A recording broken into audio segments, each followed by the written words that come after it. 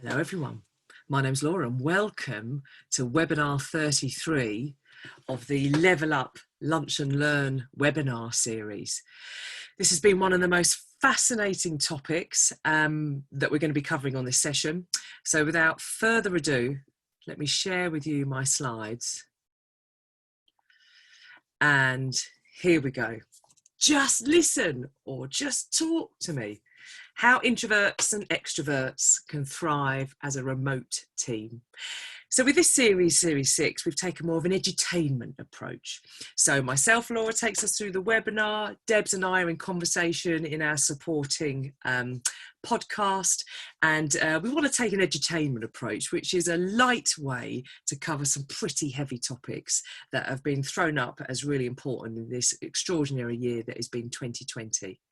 And you may be quite a cat person, which is a really neat way of maybe describing more of the introverted people amongst us. Or you might describe yourself more as a dog type of person, more extrovert.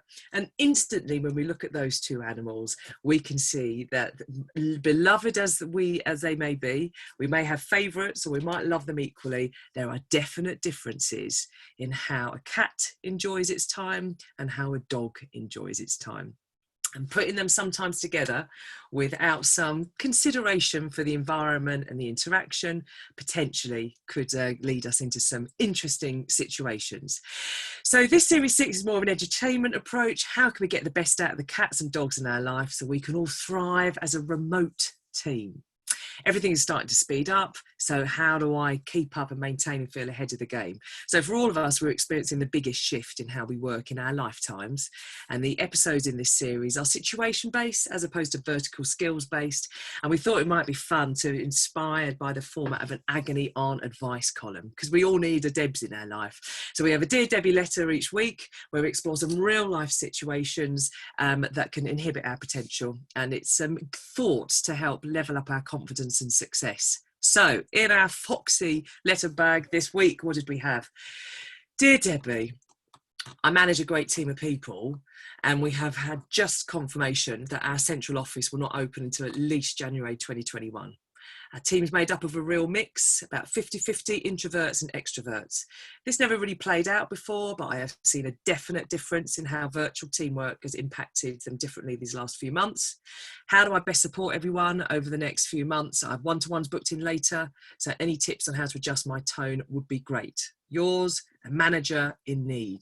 So whether you are a formal manager or your role in leading through your team role, let's have a think about what this means in terms of motivating and managing a mixed bag of teams, of which every team will be a mix of introverts and extroverts. What does it mean? Okay, so let's have a think about what this means in terms of how we work remotely. We always like to give a bit of a book plug. So whether this is via Audible or whether this is reading, Debs really recommends this book by Thomas Erickson, Surrounded by Idiots, which is a phrase about a CEO this chap was working with. He just said, I'm just surrounded by idiots. And yet obviously he was linked in the recruitment process of quite a few of those. And what he kind of really talks quite clearly about is how it's not necessarily surrounded by idiots. We're just surrounded by people who see the world a bit differently from us. And we continually affect one another in some form or another. The trick is to try and figure out what's there under the surface. And what this might mean in terms of the introvert-extrovert spectrum has got some interesting things to play out right now. So this session focuses on how we can get the best out of different characters through this sustained period of change. Based on some of the feedback we've had from the Survey Monkey we set out, quite a few people mentioned about how what things are like now are quite different from the tone at the start. The novelty has started to wear off. The sudden shift at the start to a virtual blended workplace probably created quite an energy. Now, as that temporary concept becomes more permanent for many of us, we're starting to see some impacts. Some people are struggling with a lack of real team contact and others less so. So as many settle into remote working as either a full-time or part-time norm, let's explore. What is the world of introvert extrovert? It's over 100 years old. What relevance is it now? How might we apply some of those principles to get the best out of each other to maximise this new emerging world of remote teamwork? And how might we support each other through the highs and the lows that are inevitable in this shape-shifting decade of which we're all at the start of together? And let me just put a second plug out. This is a book that a number of people, whenever Debs and I have recommended to them, have come up to us afterwards and said, that book has really helped me and I've passed it on to others as well. And this book is by Susan Cain, Quiet: The Power of Introverts in a World That Can't Stop Talking. This was her book she wrote after her record-breaking TED Talk. So if you're not a reader, you're more of a watcher, her 15-minute TED Talk, Quiet, is one of the biggies. And what she talks about, which I think is really relevant now, even though it's about 6 years old, this book, is that the world as a whole was tilted towards the extrovert preferences. So right from school, children are rewarded by being the ones that lift their hand and express out loud an answer. From that moment on, potentially life as a natural extrovert is easier, cutting your way through the world of education and employment, because the world just lends itself to expressing and being able to leap in and kind of take control of a conversation, which for half of the world is not their natural preference in terms of how they like to go about their business. So it's a fantastic book, and I think really relevant now, as maybe some of us are finding work a little bit less comfortable than we used to. So what is this world of introverts and extroverts? Well, here we have an extrovert. Let's describe an extrovert as like a dog, all there on their own at home in their lovely and effective workspace, but they're all there on their own. And oh, I miss my team so much, it actually physically hurts. May resonate with some of us. And actually that little dog starts to feel even smaller because of the missing energy. Potentially you're more of a cat person. Let's describe those as more of an introverted person, where actually your professional space, you feel bigger and empowered, because I actually quite enjoy being able to crack on and work in peace without all these people kind of tugging for my attention. So where does it come from then? Okay, so bit of a rapid history for those of us who enjoy a bit of kind of background stuff. So the introversion, extraversion, extrovert is the American spelling, which kind of caught on, but in all the psychological texts, they call it extraversion because it's outside as opposed to in. And it was first coined by Carl Jung. So it's way over, 100 years old. And in Psychological Types, which is a groundbreaking book that sort of was at the beginning of the field, the study of psychology, he talked about how extroverts are people that direct their energy outwards and gain it from outwards, and introverts direct their energy more inwards and actually get energized by having time with themselves. So what does that then mean? That means you can have some best friends who are introverts and extroverts, and you can crack on brilliantly together. And it could mean that in an established pattern where we've all been trained and used and working to a certain environment, it might not have really come out much other than when you've done a psychometric profile or been on a team building workshop. It might not have actually bubbled up to the surface that much, but things have changed this year, which is why we think that new things and new challenges are bubbling up. Typically, introverts tend to enjoy more time to themselves, and they are aware of their internal thoughts and they recharge in solitude. Whereas a dog, an extrovert, much more outspoken, outgoing, and absolutely love being around other people. It energizes them.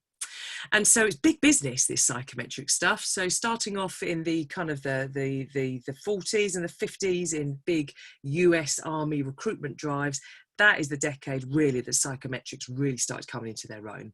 So you've got some biggies around the world, the Myers-Briggs type indicator, where you come out as one of 16 styles, the disc profile, where it's kind of 4 axes, but all of it originates from Jung's work around introvert, extrovert. The particular one that we like is Insights Discovery, because it just feels very accessible and you're not sort of put in boxes. It's more of a kind of a scale. But, people have their favourites. And I think the one that you enjoy the most is a little bit like the Bond movie. Whoever was your first Bond is the real James Bond. If you had a life-changing moment because you did a Myers-Briggs type indicator in your early 20s, that is just the one that you naturally feel attracted to. But actually, they pretty much all cover the same kind of thing, which there are some big drivers in us, and one of those is the introvert extrovert. Where do I get my energy from?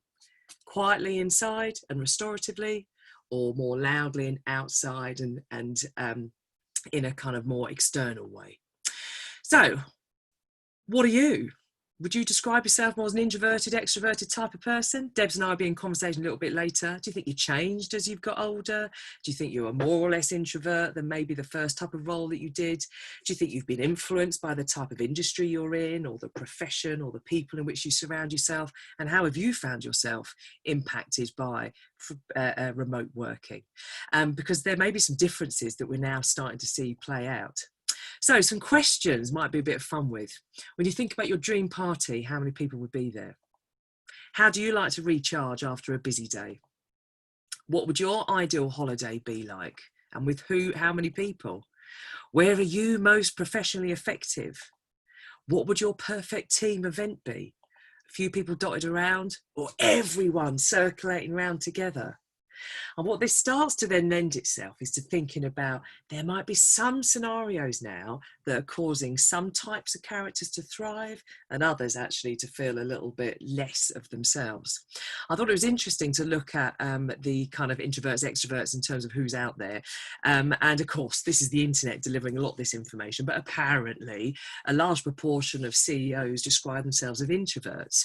Now, I thought that was interesting in that a lot of the top whack CEOs right now around the globe run technology companies. So that got me thinking. So technology companies as opposed to theatres or West Ends, studios, etc. So could it be that actually the more technological that our society becomes, potentially more, we're going to see more of this introverted energy coming out? Because according to the internet, a lot of these kind of very successful CEOs actually identify as quite introverted people. So that would be interesting to play out over this next decade. But why is this relevant right now?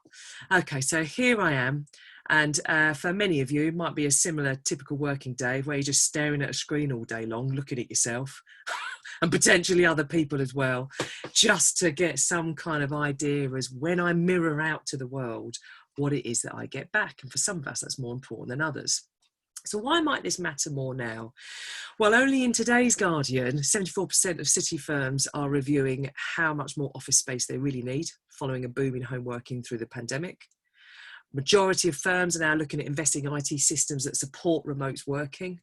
And just taking one company in isolation, Metro Bank, their public statement is now staff are unlikely to return to a permanent desk, and if and when they do, they'll be coming into an office 2 to 3 days a week. They're looking at repurposing empty branch space. So it's here to stay, and potentially there are now going to be investments looking forward to make this more of a permanent concept. So we've got then some cats and dogs in our life, the introverts and the extroverts. What might that mean? Well, that might mean that suddenly now, what is likely to be, was a novelty, now might become the default. The standard operating process of a working week has now changed. So let's now have a think about a standard typical working week. Okay, so not many of us have those, but let's just say Monday morning meeting. So you've got half of the team that potentially would have found that Monday morning meeting a bit draining. Oh, because being with people drains me. It fills my head, and afterwards I find it difficult to concentrate. It takes me half an hour to wind down from the team meeting to settle into work at 10 a.m. Whereas the dogs amongst us found that Monday morning meeting, bounced them up, it revved them up, it cleared away the weekend, and then they could crack on and concentrate at 9:30. On Tuesday, maybe, if we were feeling a bit lost, the introverts are thinking, I'm feeling a bit lost, I just need a bit of time to think things through to then know what I need. But they get interrupted by the extroverts saying, can I just talk something through, because then I know what I need. Precisely at the point when that person was about to concentrate. Let's say it's Wednesday and I'm getting in a bit of a lull, I'm starting to feel a little bit listless and a bit bored. The introverts want something to play with to entertain myself. I want someone to play with to entertain me, which might get in the way of you actually being able to give yourself something to think about. On Thursday, team socials. Right, I'll meet the guys at the bar once I've got myself in the right mood. Just need a bit of quiet time in the office and then I'll go and play. Whereas the extroverts would have been, I'm in a really bad mood. Right, let me go to the bar, meet up with the others, and I'll get myself in the right mood. And the Friday check-in at the end of the busy week, so 16:30 on a Friday, actually for the introverts, maybe what they would have preferred, just a bit of quiet time to pack down the working week. Whereas the extroverts would have said, I need a bit of time to play with the other puppies and kind of wind up the working week. So what we're starting to see now is this suddenly in a remote environment, we're getting some people's needs served maybe better than what they were in a traditional physical environment, and others' needs that aren't getting served so much now. Of course, the irony is the extroverts will let you know sooner they're unhappy than the introverts will that they are happy, that they're not happy, then the introverts will say that they're happy. Because if I'm feeling something as an extrovert, oh, I have to express it. So you'll know about it sooner than potentially a cat in your team. So the word even remote, the thought of permanent remote working for the next decades on in your professional life, does that relax you or does that freak you out? That word remote carries quite a potent association. So what impact does remote working have on team bonding? So we've talked about the individual. Let's now have a think about kind of team bonding. So what does that then mean? So looking at this scene here, so this is just a screen image grab from virtual working via Google Image. And some of you might look at that and go, oh, what a calm space to work in. And others might look at that and go, oh my God, where are the people? That's so sterile. So what impact does remote working have on team bonding? Well, the research is happening now whilst we speak, but what can we glean from other areas of our life that enable us to maybe speed up our learning curve about how to crack these new opportunities and challenges that are ahead of us? Well, the first thing to think about is, well, what is missing and what is present? So us humans are gifted with 5 senses. So we have sound, vision, touch, auditory, taste. Is that right? Yeah.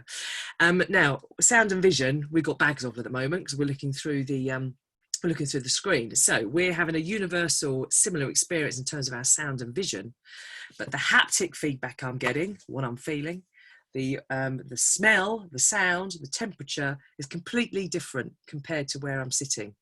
So it's like either being there at a live event, at the gig, or watching it on a recording later on my phone, in the room. It's a separate experience. So what does that then mean in terms of our ability to bond? Well, bonding as humans, by definition, is a sensory experience. It's more than just words on a page. It's a sensory experience. It is so exquisitely important for our human development that there's some really sad stories out there of where children have not had physical bonding, all those other senses, not just sound and vision, they can't read when they're first born, but it's that touch, it's that smell, it's that feel of skin against skin, and that is essential for human bonding. So it's an essential part of how we are born and delivered, and it's an essential part of the end of life process as well. So the sense of smell, let's just focus on that, really closely linked to memory. So us sitting there in a coffee shop together working through a recruitment challenge, we're both going to be smelling that sense of coffee. It will give us that same memory that we have of other times we've smelt that evocative smell. But I might be sitting in my car having that conversation with you, surrounded by a completely different set of smells. Why is smell so important? Well, our Chanel. A bottle of Chanel No. 5 sold every 2.5 seconds. The whole perfume industry is around the sense of memory and connection that is conveyed through perfume. It's also a vital part of attraction, which is why many online romances fail on that first date, because they just don't smell right. Imagine if you were going to meet Brad Pitt or whoever your kind of, person you'd find visually really attractive. You met that person in real life and they absolutely reeked. It would instantly change how you felt about that person. And we can't smell through the screen. So I've got no idea to be able to ground where you're at right now. In terms of the other sense that we're unable to do, it's that touch. And so we can't then, again, experience that same kind of internal and external way in which we're reading our environment. So what's been some really interesting is seeing how clients and things that I picked up online, how they've been able to give that sense of connection. Because with the film Tom Hanks' Castaway, we are so craving connection and that feeling of reality that he invents a character, Wilson, to be able to interact with.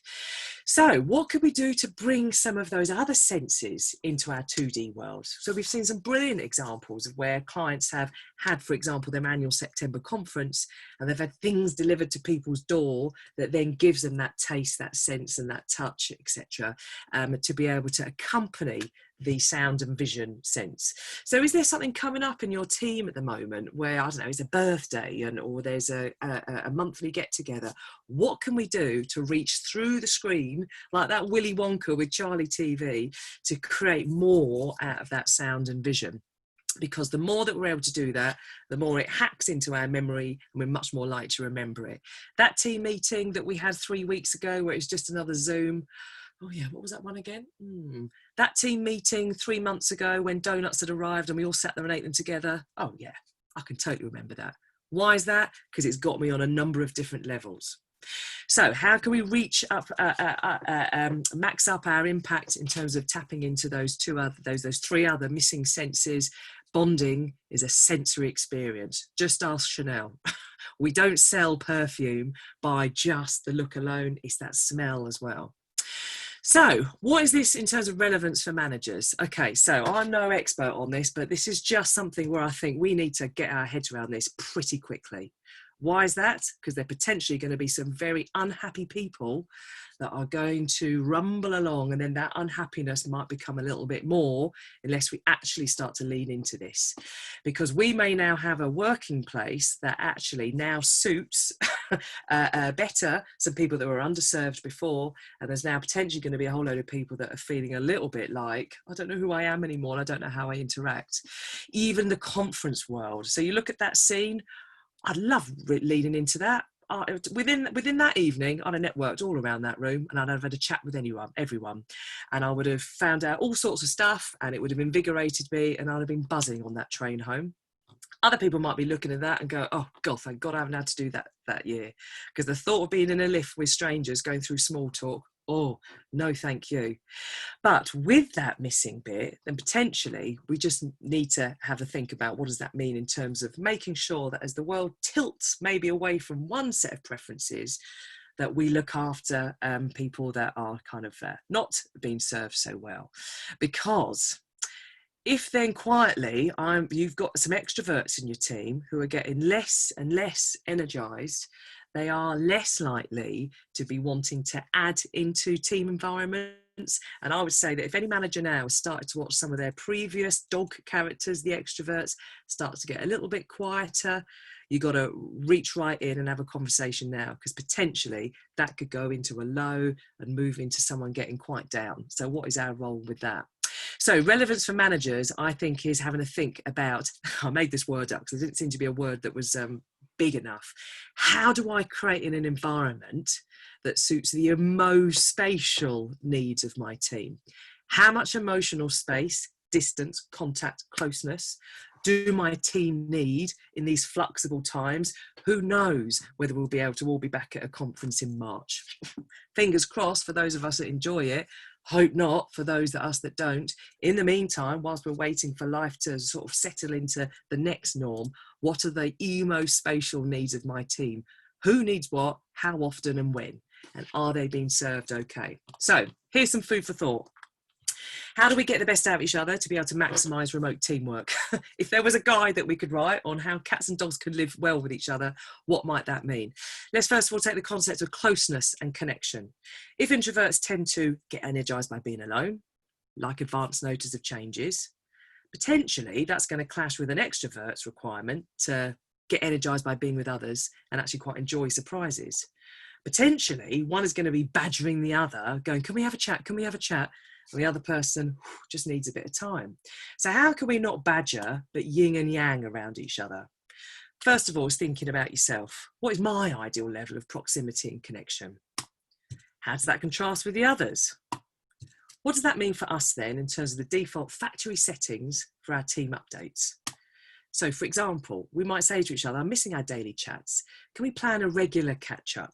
So the cats can plan and the dogs can look forward to it. Let's take the concept of needing advice from each other. So I've got a problem, I need some advice. Introverts tend to prefer being alone with their thoughts to think things through before they speak. An extrovert gets a bit lost if they're just stuck with their own head. They like to talk things out with each other and they like to dive in immediately. instantly we can see someone is going to be getting a bit peeved because the introverts are going to be thinking, well, I'm trying to get a thread of what you're saying, but you're just bringing mess to this call. And the other person is thinking, I don't need you to thread it through. I just need to clear out the mess in my head. So how do we yin and yang together? Have a think. How do I like to process out my stuff? How does that contrast with the others? How might we therefore frame our request for the conversation to set the response that's needed? So if I phone you up and say, can I just vent for a moment? You know that you don't have to do any heavy lifting to help me process it. Maybe the cats phone up and say, I'd like to present some thinking. Not for me as the extrovert to unravel you because you've thought it through, but to be able to ponder and then be able to give some feedback. And rather than launching myself on someone, maybe the dogs need to say to the cats, can we book some time later so we can have a think about it? Let's take the concept of dealing with a challenge. So let's say you're toying with a dilemma, professional dilemma, shall we, shan't we? And the team are kind of thinking about a problem together and what might that mean? Introverts tend to like feedback in private, so on their ideas. They don't want to be given feedback on their ideas in front of everyone, and they don't particularly deal well with interruptions. Extroverts much more boisterous in the way that they think. They like to talk things out with others, and they're perfectly fine with getting spontaneous feedback, as long as it's dealt with nicely, but they're comfortable with things changing in the flow of conversation. Potentially what that means is a little bit too much drama or not enough drama for different people within the team. How do we yin yang that out? So me, what circumstances elicit the best response from me? How might that contrast with others? How might we therefore frame our conversations? Is this a listening only or is this a chatting through conversation? And maybe the dogs need to say to the cats, I just need to clear my head if that's okay. That's all I need. So what this then gives us is potentially an opportunity to support each other through these highs and lows of unpredictable change, because we've got enough to be cracking on with without accidentally irritating each other or accidentally neglecting each other.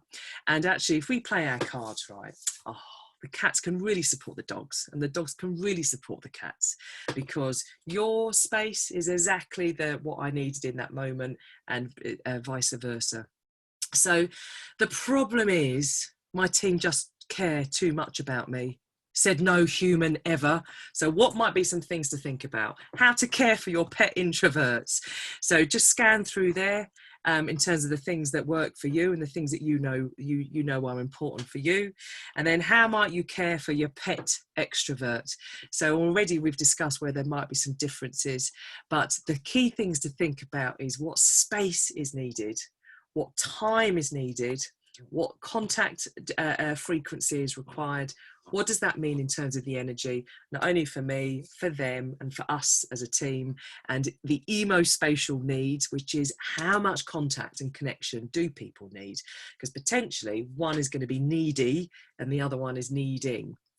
So, dear Debbie, lots going on. How might I adjust my one-to-ones? Well, rest assured, manager in need. There's going to be a direct response. Debs and I are going to be in podcast conversation later to ask her all the questions that you're not supposed to. And just to sum this up, so we've got cats and dogs in our life, and that's lovely. And you may have a secret favourite, but we can't imagine life without cats and dogs. And actually, play our cards right. We can really support each other well, because there's big old change. And what I think is really fascinating is, for the first time in the history of modern working, since the office was first designed when we had electrification in the early 1900s, the workplace has tilted towards the preferences of introverts. We no longer need to be clustered together to be able to work effectively. And for some of us, the novelty of remote working is becoming more of a permanent concept, and there's a new reality that's emerging. What does that mean in terms of motivating and managing teams well? Establishing communication patterns is key for the cats to prepare for and the dogs to know they can then play in them. Identifying the emospatial needs for your team to receive the appropriate amount of touch, too much, not enough. And it's not all, remember, we've got our own lens as well. So what might work from us might be the opposite of some others. And play our cards right. We can yin with our yangs to create a zing, a real rich, inclusive and productive environment. But for the first time, a few of us are now going to have to consciously think it through, because potentially the natural ways of working that suited some of our nature and less so others has tilted very quickly. As the novelty starts to wear off, these potentially are going to become some settled norms. So how do we settle it well so that we serve the cats and the dogs well in their life? Time to evolve and level up our game. So from badges to foxes to cats to dogs, above all, keep human, stay you, because you're the only you, and wish you well. And we'll see you at the next one, which will be the final part of our series 6, where we'll be focusing about mental wellness as part of the recognition of Global Mental Health Day, which is tomorrow. So wish you well, look after yourself, and do something today that really plays into your energy well. Take care. Bye.